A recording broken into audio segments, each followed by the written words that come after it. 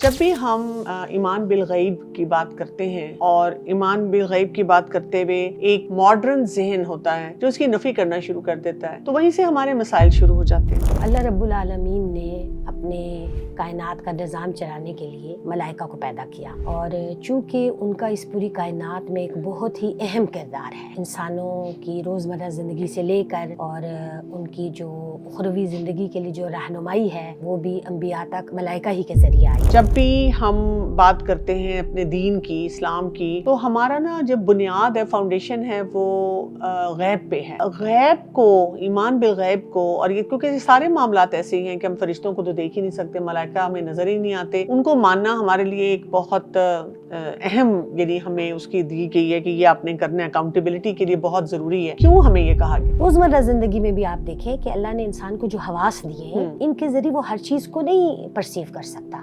मसलन हम देखते हैं लेकिन आंखें रखने के बावजूद अगर अंधेरा हो जाए तो हमें कुछ नजर नहीं आता।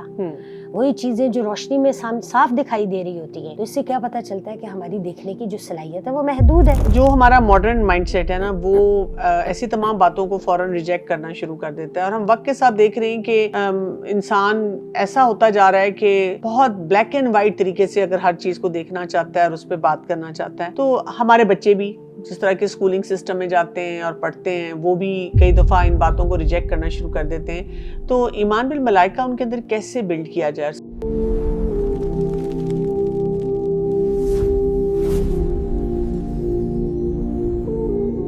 अस्सलाम वालेकुम वरहमतुल्लाहि वबरकातुहू। बिस्मिल्लाहिर्रहमानिर्रहीम।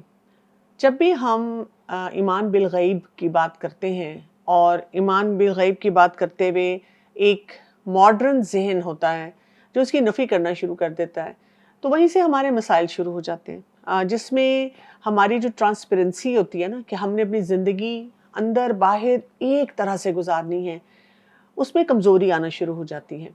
और यहाँ पर अक़ीदे में ईमान बिल मलाइका का ज़िक्र मैं करना चाहूँगी कि ये एक बहुत अहम मरहला होता है हमारे लिए कि हम मलाइका, फ़रिश्तों के वजूद को मानें और उससे बहुत से जो मुतल्लिका मामलात हैं उनको भी बहुत अच्छी तरह से वजाहत के साथ समझें। इस पर हम आज बात करेंगे। मेरे साथ मौजूद हैं ज़ुबैदा अज़ीज़ साहिबा, जिन्होंने एमफिल किया हुआ है इस्लामिक स्टडीज़ में और अल हुदा इंटरनेशनल वेलफेयर फाउंडेशन में उनकी सीनियर फैकल्टी में से हैं। अस्सलाम वालेकुम वरहमतुल्लाहि वबरकातुहू। वालेकुम अस्सलाम वरहमतुल्लाहि वबरकातुहू। ईमान बिल मलाइका, मैं आपसे जानना चाहूँगी कि इसकी ज़रूरत क्यों है? जी, अल्लाह रब्बुल आलमीन ने अपने कायनात का निज़ाम चलाने के लिए मलाइका को पैदा किया और चूँकि उनका इस पूरी कायनात में एक बहुत ही अहम किरदार है, इंसानों की रोज़मर्रा ज़िंदगी से लेकर और उनकी जो उखरवी ज़िंदगी के लिए जो रहनुमाई है वो भी अंबिया तक मलाइका ही के ज़रिए आई। तो इस वजह से इंसानों को ये ताकीद की गई कि वो मलाइका को माने, उनके होने पर यकीन रखें। ठीक है कि अल्लाह ने उन्हें पैदा किया और उनके ज़रिए से कायनात का निज़ाम चल रहा है। ठीक है, यानी ये सिंबॉलिक नहीं है, ये एक्चुअली एक मखलूक है जो कि मौजूद है। जी बिल्कुल ऐसा ही है। ठीक है। अच्छा, ये बताइएगा कि जब भी हम बात करते हैं अपने दीन की, इस्लाम की, तो हमारा ना जो बुनियाद है, फाउंडेशन है, वो गैब पे है। तो गैब को, ईमान बिल गैब को, और ये क्योंकि सारे मामलात ऐसे ही हैं कि हम फरिश्तों को तो देख ही नहीं सकते, मलाइका हमें नज़र ही नहीं आते, उनको मानना हमारे लिए एक बहुत अहम, यानी हमें उसकी दी गई है कि ये आपने करना है, अकाउंटेबिलिटी के लिए बहुत ज़रूरी है। क्यों हमें ये कहा गया? इसलिए कि अल्लाह रब्बुल आलमीन खुद पर्दा गैब में है और तो जब हमने अल्लाह रब्बुल आलमीन की ज़ात को मान लिया है तो फिर अल्लाह ताला ने अगर कुछ और चीज़ों से भी हमको हमसे गैब में रखी है तो हमें उनको भी मानना है। रोज़मर्रा ज़िंदगी में भी आप देखें कि अल्लाह ने इंसान को जो हवास दिए हैं, इनके ज़रिए वो हर चीज़ को नहीं परसीव कर सकता। मसलन हम देखते हैं लेकिन आंखें रखने के बावजूद अगर अंधेरा हो जाए तो हमें कुछ नज़र नहीं आता। वही चीज़ें जो रोशनी में साफ दिखाई दे रही होती हैं, तो इससे क्या पता चलता है कि हमारी देखने की जो सलाहियत है वो महदूद है। बिल्कुल। फिर इसी तरह एक मखसूस फासले पर अगरचे हमारे सामने कोई रुकावट ना हो, हम नहीं देख सकते। अगर हमारे सामने कोई सॉलिड रुकावट आ जाए, जैसे दीवार है, तो भी हम इसके पार नहीं देख सकते। हालांकि तो अब हम उसके पार लेकिन जो चीज़ें हैं उनकी हकीकत का इनकार तो नहीं कर सकते। इसी तरह بہت سی ایسی چیزیں جو نیکڈ آئی سے نہیں نظر آتی، جن کے لیے انسان نے وقت کے ساتھ ساتھ ایسے آلات ایجاد کیے جن سے وہ ان کو دیکھ رہا ہے. تو جس زمانے کے انسان نے وہ آلات نہیں دیکھے تھے تو وہ یہ کہہ سکتا تھا کہ یہ وجود ہی نہیں رکھتے، جبکہ یہ بات اس کی درست نہیں تھی. تو بالکل اسی طرح جو غائبانہ حقیقتیں ہیں ان میں فرشتے بھی ہیں، اس کے علاوہ بھی جنات ہیں، اور بھی بے شمار ایسی مخلوق ہو سکتی ہے کہ جو ابھی تک ہمیں نہیں معلوم. تو یہ سب اللہ تعالیٰ نے ہمیں کہا کہ ہم اپنے رب کو اگر مان گئے تو پھر اس نے جو کہا ہے اس کو بھی ماننا ہے. بالکل صحیح. فرشتوں کا ایمان جو ہے اس سے ہماری عام روزمرہ کی زندگی پہ کیا اثرات آ سکتے ہیں؟ جی، اس کے بہت پازیٹیو امپیکٹ آتے ہیں، اور اس کی ریزن کیا ہے کہ فرشتوں کو جو ذمہ داریاں اللہ تعالیٰ نے دی ہیں اگر وہ ہم پر واضح ہوں تو مثلاً ان میں سے ایک ذمہ داری یہ ہے کہ کرامن کاتبین ہیں جو ہمارے دائیں بائیں بیٹھے اور ہمارے ہر عمل کو لکھ رہے ہیں. تو اب اگر انسان کا اس پر یقین ہے تو وہ اپنے عمل کو درست رکھے گا. وہ سوچے گا کہ مجھے میرے فلاں عمل کو میرا دائیں طرف بیٹھا ہوا فرشتہ لکھ رہا ہے یا بائیں طرف لکھ رہا ہے. ٹھیک ہے. پھر اسی طرح یہ ہے کہ اللہ تعالیٰ نے انسانوں کی حفاظت کے لیے فرشتے مقرر کیے ہوئے ہیں. تو جب انسان کو یہ بات معلوم ہوتی ہے تو وہ اس کی اللہ تعالیٰ سے محبت بھی بڑھتی ہے. اس کی فرشتوں کے لیے قدر اس کے دل میں پیدا ہوتی ہے کہ وہ اس کے رفیق ہیں، وہ بھی ایک اس کے ساتھی ہیں. پھر اللہ تعالیٰ بعض اوقات اپنے فرشتوں کے ذریعے سے انسانوں کو مختلف حالات میں سپورٹ دے رہے ہوتے ہیں، ان کی تائید کر رہے ہوتے ہیں. تو یہ تائید کبھی فزیکلی سامنے آ رہی ہوتی ہے اور کبھی فزیکلی نہیں ہے، فزیکلی کوئی اور سبب بن رہا ہے مگر اس کے پیچھے اللہ رب العالمین کی یہی مخلوق ہے. تو یہ سب چیزیں جو ہیں یہ انسان کو اسٹرانگ بھی کر رہی ہوتی ہیں، اس کے ایمان کو بھی بڑھا رہی ہوتی ہیں، اس کے عمل کو بھی بہتر کر رہی ہوتی ہیں. ٹھیک ہے. جو ہمارا ماڈرن مائنڈ سیٹ ہے نا وہ ایسی تمام باتوں کو فوراً ریجیکٹ کرنا شروع کر دیتا ہے، اور ہم وقت کے ساتھ دیکھ رہے ہیں کہ انسان ایسا ہوتا جا رہا ہے کہ یعنی بہت بلیک اینڈ وائٹ طریقے سے اگر ہر چیز کو دیکھنا چاہتا ہے اور اس پہ بات کرنا چاہتا ہے. تو ہمارے بچے بھی جس طرح کے اسکولنگ سسٹم میں جاتے ہیں اور پڑھتے ہیں وہ بھی کئی دفعہ ان باتوں کو ریجیکٹ کرنا شروع کر دیتے ہیں.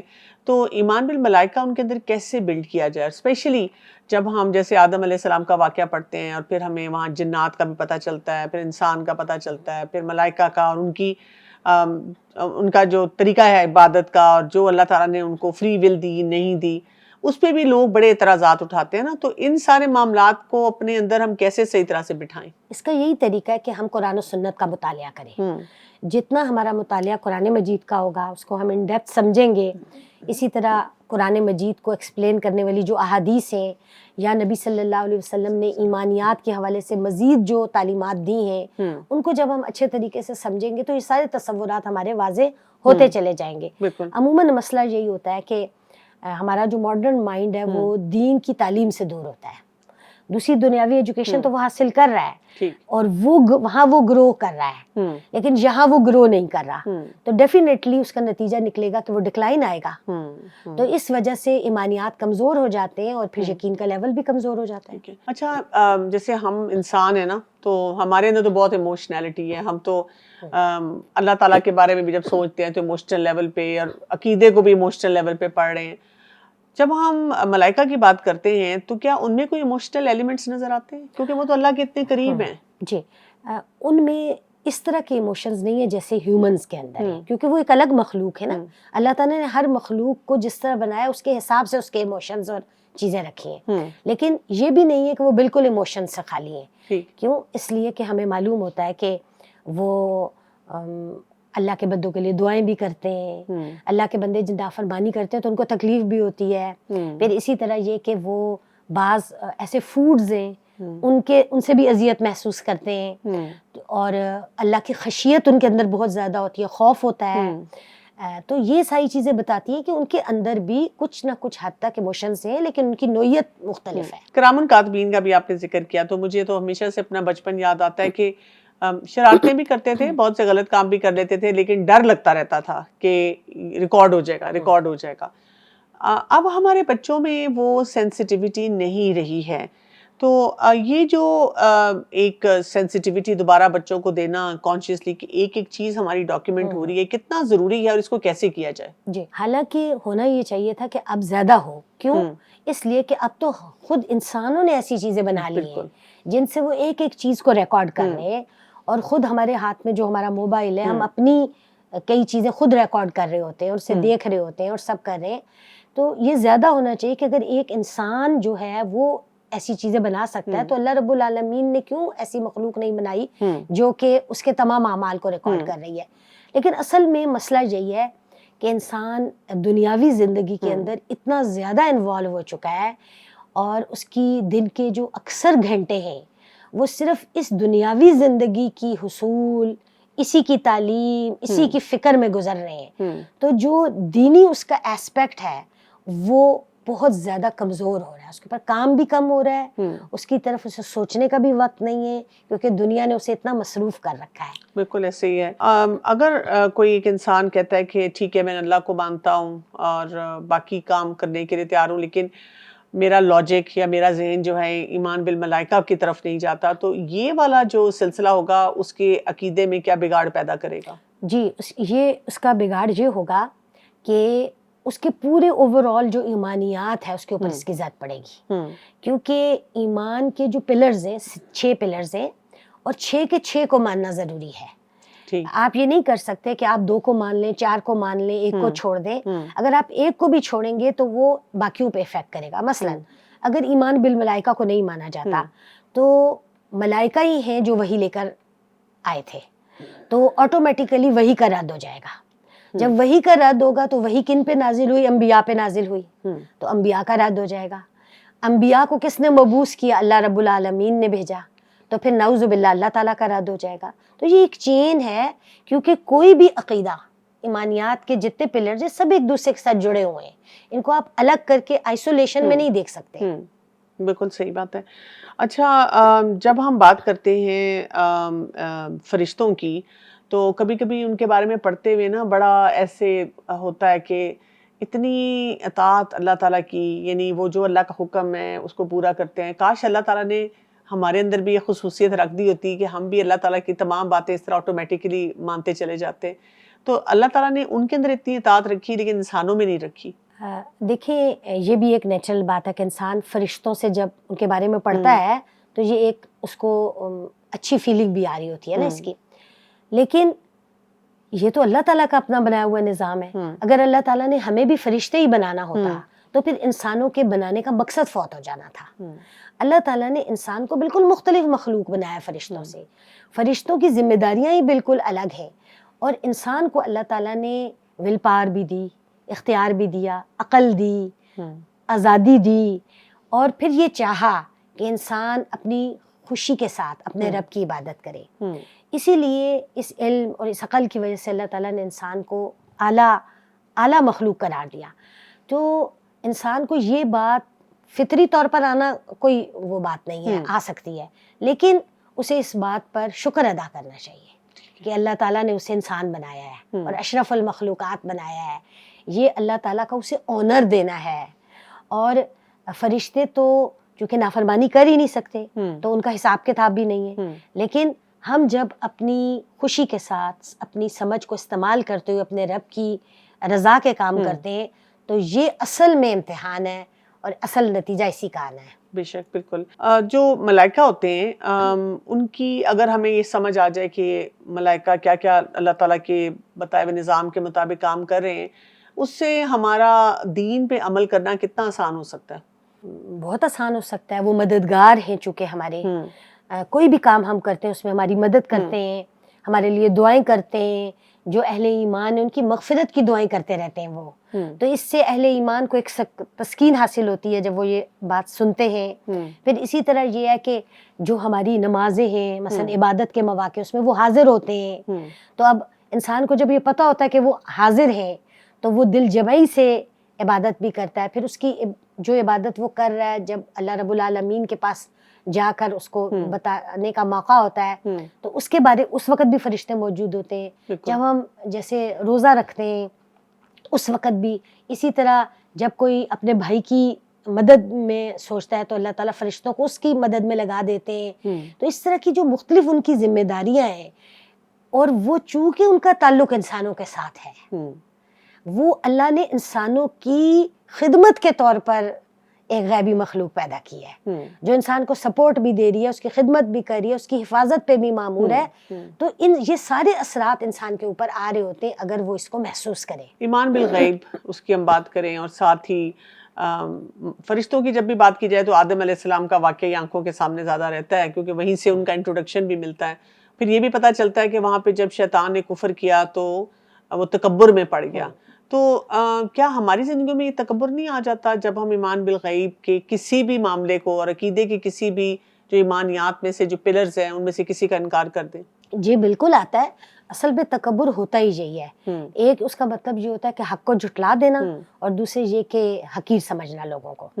تو کسی بھی جب حق کو ہم جھٹلا رہے ہیں، جیسے شیطان نے بھی حق کو ہی جھٹلایا تھا، اب وہاں پہ بھی آپ دیکھیں تو شیطان بھی عبادت گزار تھا اس وقت، لیکن ایک خاص موقع پر آ کر اسے اپنی بڑائی کا ایک زوم ہو گیا، اور بڑائی کے زوم نے اس سے ایسی حرکت کروائی کہ وہ اللہ کی نافرمانی پر اتر آیا اور وہ اللہ کے مقربین میں سے نکل گیا.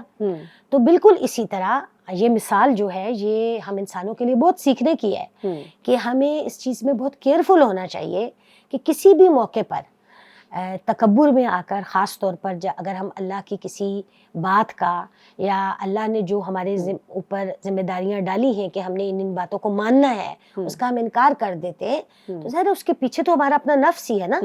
تو وہ بڑائی تو آ گئی سامنے، اور تکبر جو ہے یہ شرک کی قبیل میں سے ہے، اور یہ ان خرابیوں میں سے ہے کہ جس کے نقصانات انسان کو بہت آگے تک جا کر بھگتنے پڑتے ہیں. کچھ کیس سٹڈیز دیکھتے ہیں آج کل کے بچے جو بہت سائنٹیفک مائنڈیڈ ہو جاتے ہیں، کبھی کبھی جب آپ ان کو ملائکہ کے بارے میں بتائیں تو وہ کہنا شروع کر دیتے ہیں کہ یہ تو ایک میٹافور ہے، کوئی دماغی خلل سا ہے، یہ ایسی بنی ہوئی بات ہے.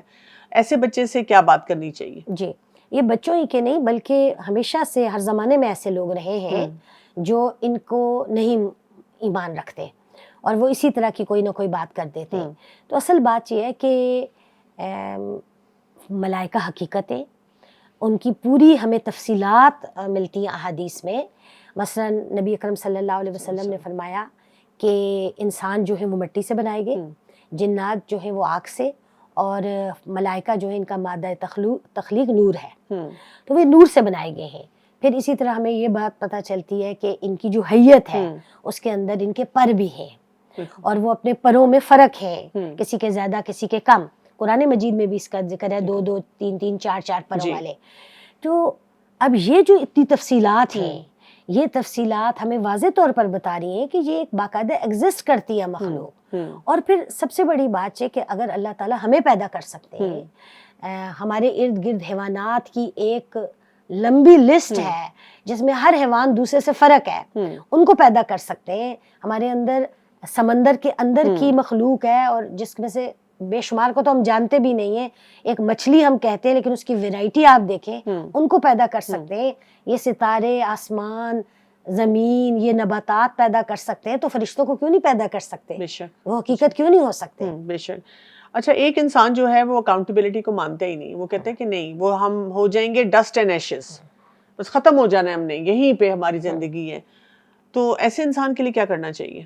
دعا کرنی چاہیے، کیونکہ ظاہر ہے جب آپ ایک چیز کو نہ کر دیتے ہیں تو پھر آپ سے یس نہیں کروایا جا سکتا جب تک کہ آپ کی سوچ نہ بدلے. ٹھیک ہے. اور بعض اوقات جو یہ سوچ ہوتی ہے، یہ اس کو بدلنے پر اللہ رب العالمین ہی اس کو بدل سکتے ہیں. ہم اپنی میں کوشش کر سکتے ہیں اور اللہ سے ہدایت مانگ سکتے ہیں. نان مسلمز ہیں، ان کو جب ہم اپنے عقیدے کے بارے میں بتانا شروع کریں، ایک نان مسلم بیٹھا ہوا ہے اور آپ نے ان کو فرشتوں کے بارے میں بتایا، تو وہ کہتے ہیں کہ یہ تو آپ کی کوئی لوک داستان سی لگتی ہے، کوئی ایسی لوگوں نے گھڑ لی ہیں باتیں نا. ان کو ہم کیسے بتا سکتے ہیں کہ یہ حقیقت ہے، اور ہمارے یعنی ہمارا کتنا یہ اسٹرانگ اس پہ فیتھ ہے، اور ہمارے دین میں اس کی کیا بنیاد ہے؟ اصل میں جو نان مسلم ہے، ظاہر ہے اس نے تو اسلام کو ایکسیپٹ ہی نہیں کیا ہوا نا.